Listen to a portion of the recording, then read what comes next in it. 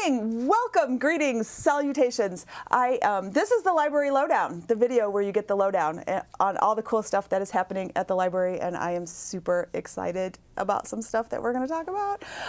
I am Theri Ray. I am the current interim director at the library, and this is my friend Larissa. Hello. Larissa actually works with Enid Communications, which is one of our wonderful partner departments in the city. So Larissa, what do you do? Because you're here a lot. I kind of feel like I live here because, I mean, this is where my position has me. And so I am the communications assistant. And if you see road construction anywhere, I am your person that notifies you. So, you send out all the great press releases. Yes, yes. I am known as the email queen. I send out a lot of emails. You do. And you sit in these chairs a lot. I do. So it's very nice to be able to actually be on set with you. I see you guys come in all the time, and I just love watching you do your shows because I just feel like as a host of the city management update, it's really cool to be able to learn some stuff from you guys. Yeah. And so, but it's strange to be a guest on a show when you host a show.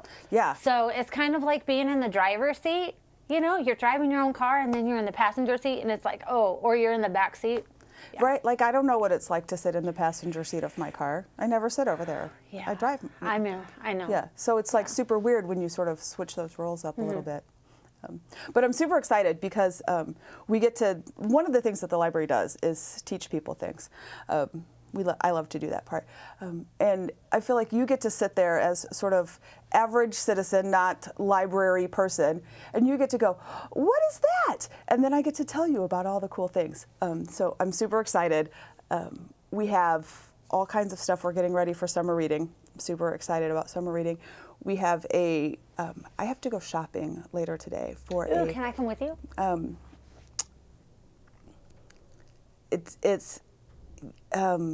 You could come, but we're picking up heavy things that will have some heft to them, and we have a super cool project that we're working on, and it's kind of secret, but it's going to be so fun for the beginning of summer reading. I'm so excited. I love to be so excited about the things at the library. So summer reading is coming up. I'm super, super jazzed. There's these great bottle caps sitting here that one of our fellow communications folks has brought in to give to Miss Susan, our children's librarian. And people may wonder, what, bottle caps? Like, bottle caps. Like, why bottle caps? There is this cool recycling, reuse, reduce, recycle sort of project that the library is going to be doing this summer that is going to incorporate lots of hands-on activities for kids, and then a final product that will then become part of the library because we are going to do something with recycled bottle caps, recycled lids and caps and that sort of thing. So we are collecting those. There'll be a bucket, I'm sure, at the library to start collecting these, and then there's going to be all sorts of projects with the bottle caps. So I'm super excited about that. I'm just so excited. Are you excited for summer reading? Sure. Sure? Yeah. You seem a bit skeptical. I mean, okay, for me, like, I like reading, but it's probably more on like 1 or 2 lines, and then I scroll through. Or I'd probably be more of an audio reader, but I'm not really a reader. Audiobooks totally count for reading. And there's a couple of reasons why, and I love to be able to say this. So part of the thing about reading is that you are expanding vocabulary by being introduced to new words. And it doesn't matter if you are reading them or hearing them, you're still being introduced to new words. You're also practicing listening to and getting stories. And it doesn't matter if you are reading those or hearing those read to you, just like we read to little kids. Mm-hmm. I am a grown adult and I love it when somebody reads to me. Like that's That is really cool. And I really love audiobooks because I can do that. I can listen to an audiobook while I'm doing the mundane tasks of things like washing dishes and folding laundry. And I still get to incorporate these stories into my life and like learn from other people's perspectives. And audiobooks are awesome. And they're definitely reading. So I want to encourage you, they're definitely reading. You have a child at home. I do. Are you going to encourage your child to be doing some He reading? likes to read. Awesome. He picks up books on his own. That's amazing. We have like a big old basket of books with all kinds of various levels. Yeah. And it's cool because right now he has, what is it? Oh my goodness. It's like a comic book, but I know what it is. It's like really cool. So it looks like a comic. It looks like a comic book, but it's thicker. Oh yes. Okay, so we call those graphic novels, typically. And there was a whole master's level class that I took on graphic novels in the library, and I sort of like comics, but I never really thought of them as like serious reading, but they are. And there's this thing about the empty space between the cells. The cells are the little square pictures, or various and sundry size pictures, and there's this space between them, and your brain actually has to do a lot of processing from how did I get from this picture to this picture, and there's nothing there to tell you. Your brain has to come up with that. So is that like reading between the lines? Yes. Yes. That's cool. Yeah. And like, so they will guide you through this story, but your brain is actually filling in a lot of information, which is creating all kinds of processes in the brain that is really helping you understand what's going on in the world around you. As like we see one thing and then we see something else, and we have to sort of fill in what we thought happened. And so the comic books and graphic novels are the same sort of concept, where you're getting a lot of visual information and the words together. And they do all kinds of different things with comics and graphic novels. We call it storytelling through sequential art. That's cool. Right. It's a whole lot of syllables, right? It's a big word. Yeah, a lot of big words. But you're telling a story through pictures that go in order of some sort. And there's like different size cells. So like you can show a longer period of time because that picture is bigger. And so, a picture's worth 1,000 words. You've heard that. Yeah. So like graphic novels are absolutely a form of reading. They totally count. And I thought I would show you about Beanstack. Are you familiar with Beanstack? I'm not. Okay, so Beanstack, and we have these little instruction packets for how to sign up for Beanstack. But Beanstack is an app that you can get on your phone. You can also do it on your computer, and you can use it to log your reading. So it's got this little heart deal. Of course, it went too fast, but anyway. And then you can keep track of your minutes and your pages read, and it'll keep track of all the books that you read. And you can just hit this big plus button, right? So I hit the plus button and I'm gonna log some reading. And then it's gonna ask me what title I'm reading, and you can hit this little barcode scanner deal. And you can just pick up a book. And this isn't even a library book. This is just a book from my personal collection. And you can scan the back of it, and it will populate with the information, right? So like it'll tell you the title and the author. It gives you a page count, and I always recommend that you double check that because different editions of books have different page levels. So like this says it goes through page 464, but in fact my copy ends on page 450. So then I would just go in and fix that and just change it so that it says 450. And now it has the book loaded in there. And you just hit start timer, and then you read. And then when you're done, you hit stop timer. And then you can put in what page you're on, and it will tell you how quickly you're reading, like how many pages per session, how long, like it calculates how long your session was and how many pages that you read, so you can average out like how fast are you reading. Yeah, and it's super cool. It will keep track of all the books that you've read. And so I love the Beanstack app, and that's one way that you can track reading. So you get this app, and you can you put in yourself, you could put in your son, so you're all on the same account, so you don't have to, like have 7 different devices or whatever. And then you just pick your reader and time it out and log your reading, and then you come to the library and get prizes. We just give you prizes for reading. So could I read like a children's book and that would count? Yes. As a read book? Yes. Okay. I mean, I like prizes. Right. Who doesn't like prizes? I mean, and we do it by minutes read. So, and there's a reason that we do it that way. So if you read really fast, you can read tons of books in a short period of time. And then you get tons of prizes, right?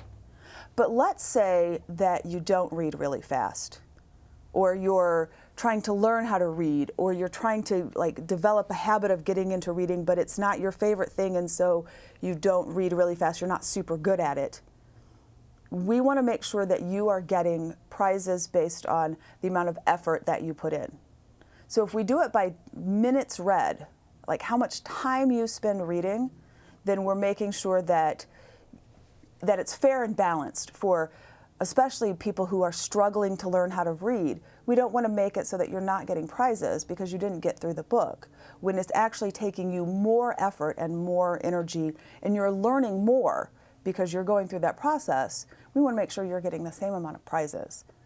That's nice. Yeah. So we like to be we like that. We like it to be fair, and we like it to be encouraging. I don't want anybody to feel like, oh, I tried really hard, but I still didn't make my goal. Mm-hmm. So we do it as a minutes goal, which is super cool. So if folks are wanting to figure out how to do the Beanstack app, we have all kinds of information. Librarians are happy to show you. You can bring in your device. You can do it on the web at Enid/Beanstack or something. I'll put the link down here in the bottom because I've forgotten what the link is for the website. But but yeah, you can do it online. You can do it on a phone. You can do it on a tablet. And for those folks who don't want any of that technology incorporated in, you can absolutely do a paper log and write down, here's the book I read, here's how many minutes I read, here's how many pages I read. Can you do the same thing online? Yeah. The same way that you could do it on the app, can you do that also online? Yes, absolutely. Okay. And if you do it online or you do it through the app, then it tracks it for us. So you come in and you tell us who you are, and we look you up in the computer program, which is connected to the app or online, and it tells us, you've read this many minutes, these are the prizes that you get. If you bring us a paper log, we have to sort of add up how many minutes that you read and figure out what prizes you get. But we're happy to do that if people want to keep a paper log. So summer reading, super exciting. But summer reading is not the only thing going on at the library. I know, you always have stuff going on. Yeah, we always have. I love to have stuff going on because I think that it really helps folks engage, and it helps folks get excited about learning new things. So we have, through generous donations. I know, they're so cool.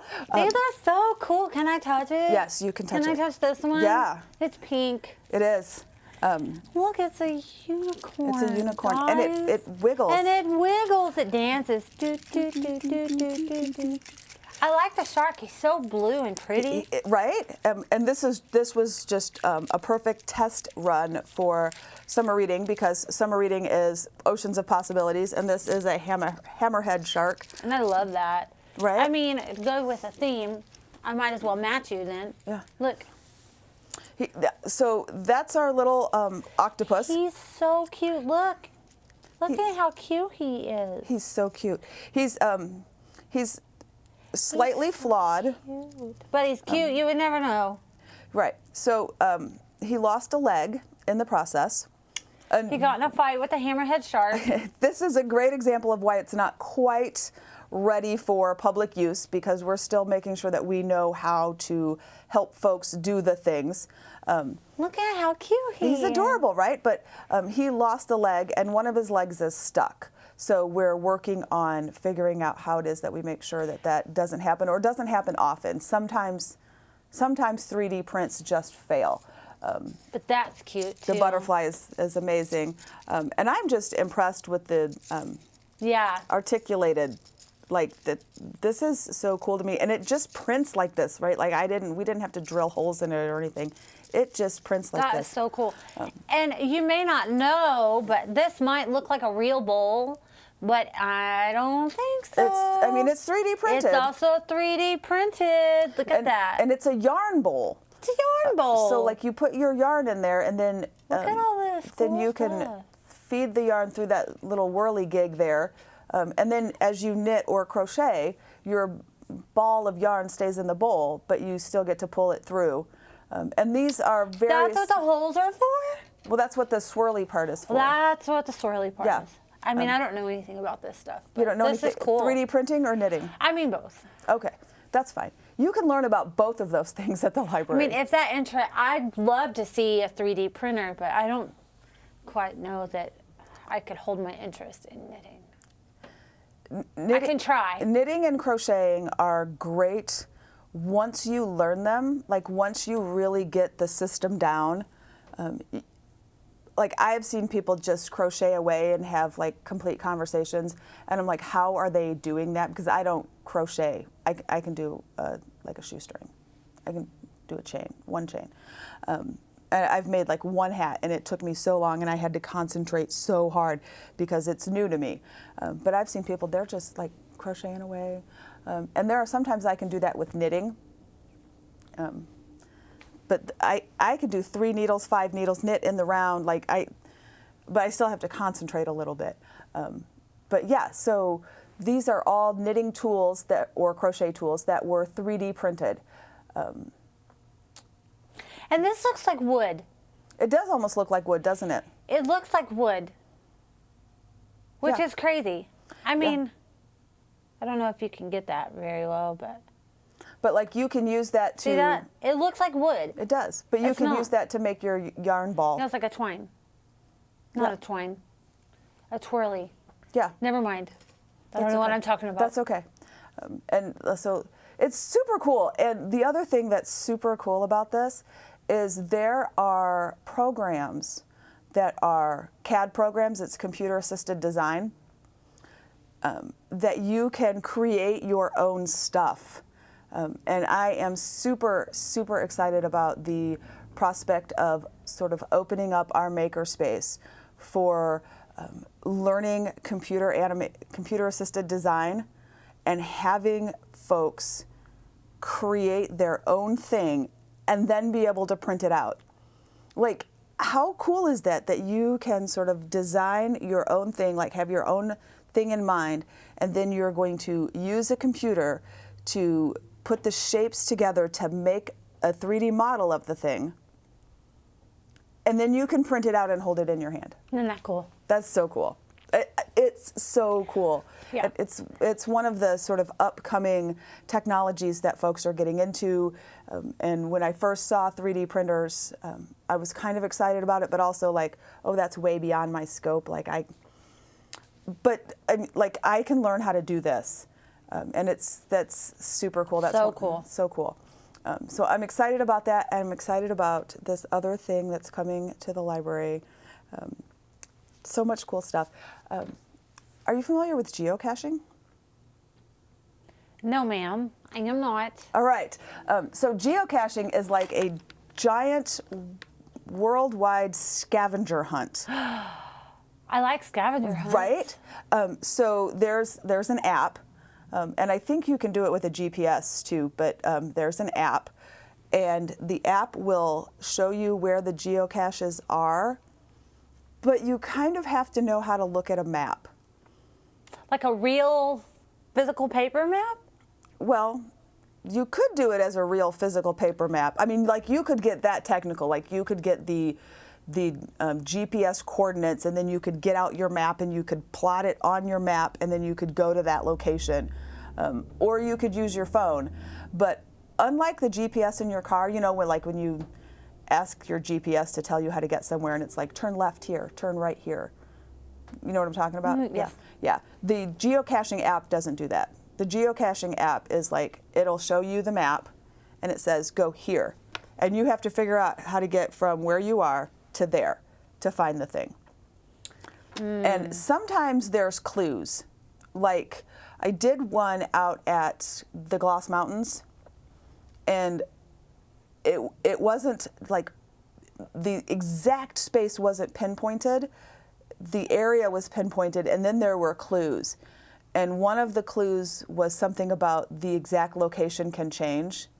And I was super confused, What? right? Because like global positioning systems, that location doesn't move, right? Like this spot is always this spot.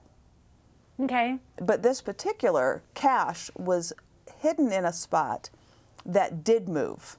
And so like I had to figure that out. So was it like, was the location on like an insect or an animal or something for it to continuously move? No. But it was on something that went from one place to another. In the water. Depending on the time of day. No, it was. Oh, it had to do with like the sundial or something. Yes. So you had to figure it out. And I love that. I love that concept. But we are starting geocaching with the library. So will that be in Enid? Yes. Will that be only at the library or around Enid? Oh, we're gonna do several of them, and we want to have them booked themed. So like this one, that is Mr. Lemoncello's library. That's the cover of the book. Inside our little geocache box. So this one will be hidden at the library. It's not quite ready, but it's close. I'm super excited. And inside this little box is a log. So when you find this, you write down your username on the app. So you don't have to write down like your whole name. Like I don't have to write down my name and my address and my phone number or anything like that. Just what my username is on the app. So that I like log that I was there. And there'll be a pencil in the box to help you do that. And then there are little trinkety things. So like there's a bookmark. This one confuses me because That's from Sonic. right, because this is My son would know. it's right. Like I can tell you this is from Sonic the Hedgehog, but I'm confused because he's yellow. Yeah, I'm not sure if he's supposed to be orange. Is there a yellow one? I don't know. I'm used to blue, so maybe I'm just old, but that's fine. I can. And there is this is like a little fidget toy, and I'm super excited about this because it's like silent. And if you've ever been in a classroom with a bunch of kids with a fidget toy and they make a lot of noise, this one's silent. But it can really help folks concentrate because they can keep like one thing busy. And there are lots of folks for whom keeping your hands busy helps you be able to concentrate.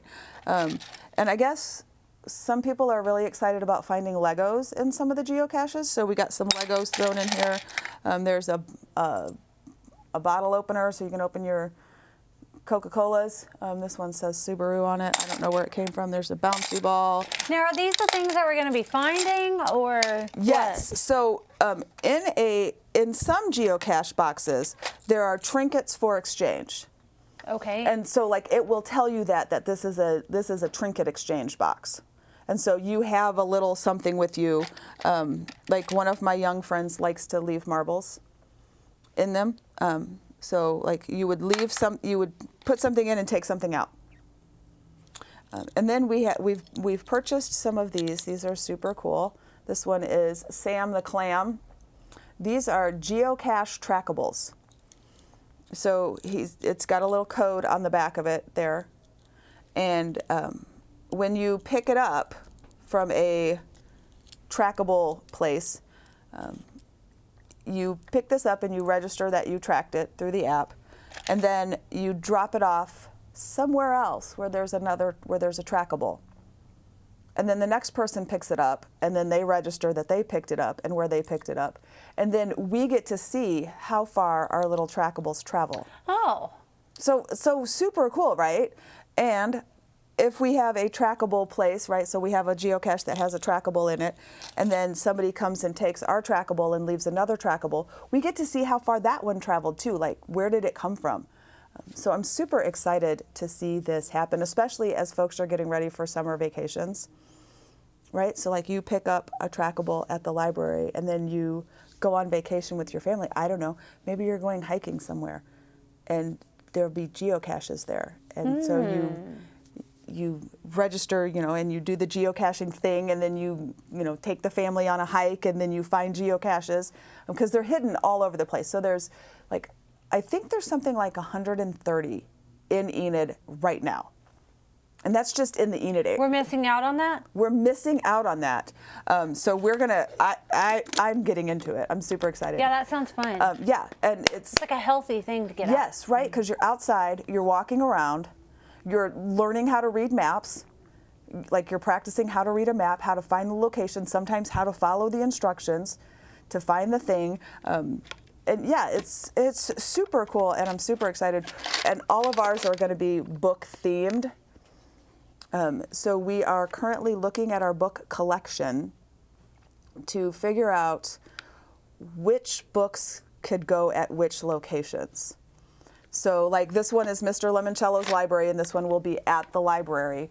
But we are looking to partner with other city departments, right? So like parks, we need to partner with parks, and have some of them in our local parks, but also some other places around town that sort of tie into library books.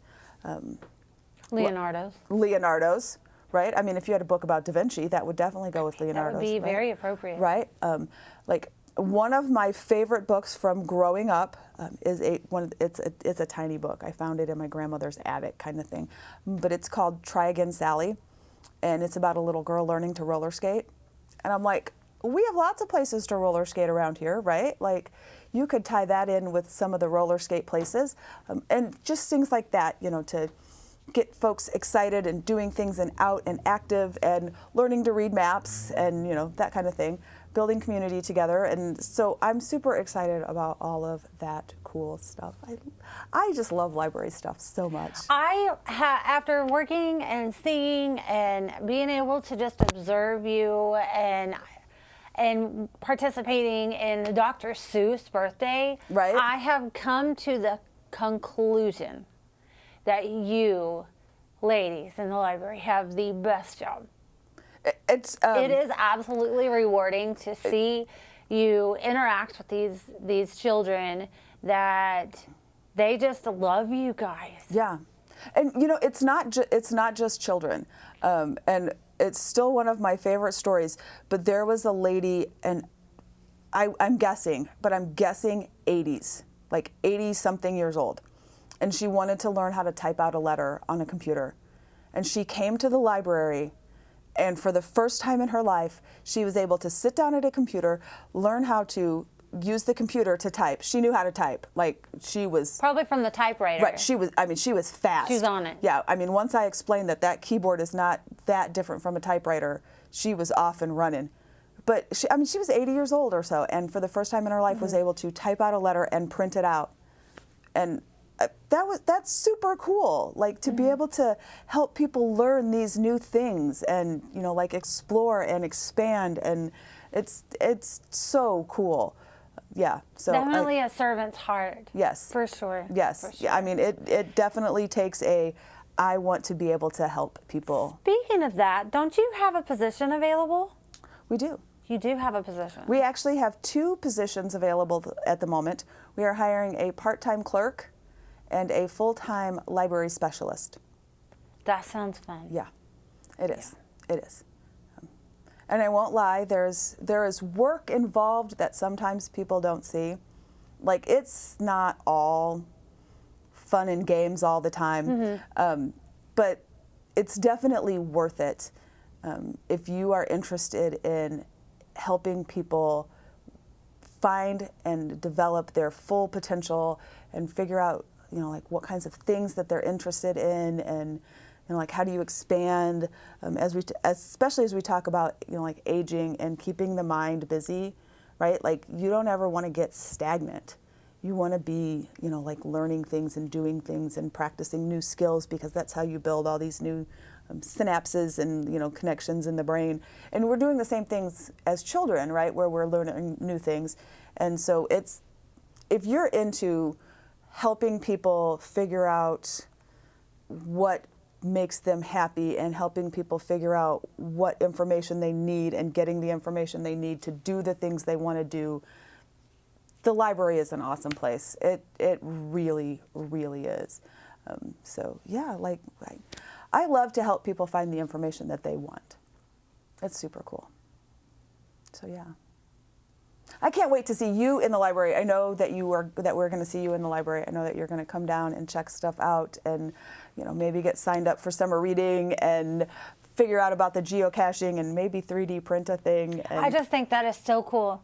Like, I want to just come and watch it. You can. I just want to come in and You can. It's positioned in our makerspace, and our makerspace is newly renamed. It's the Burt Klampet STEAM Lab. STEAM is science, technology, engineering, art, and math.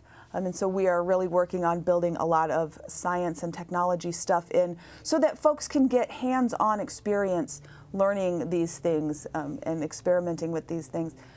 But so it sits right in the corner, right next to the glass wall, where you can just sit and watch it if you want. His fins flap? Yeah. What? It's cool, right? Oh my gosh! I just want to. And we so haven't figured out exactly how this process is going to work. There will be a small fee based on the price of the filament. Yeah, I was wondering if there was going to be anything to charge for it. Right. I mean, I expected that. I mean, just like how when you make copies, so and that way we'll be able to keep the process going. But it will be basically just to cover the cost of the filament, right? Like the library is not in the business of trying to make money. We're in the business of providing services for the community.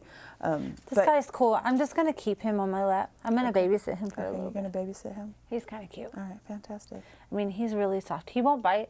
No, he won't. So that's really cool. He won't? Yeah. No. All right, well, she's playing with that. Thank you so much for joining us and learning about library stuff, and we can't wait to see you at the library. Yep. Bye-bye. Bye.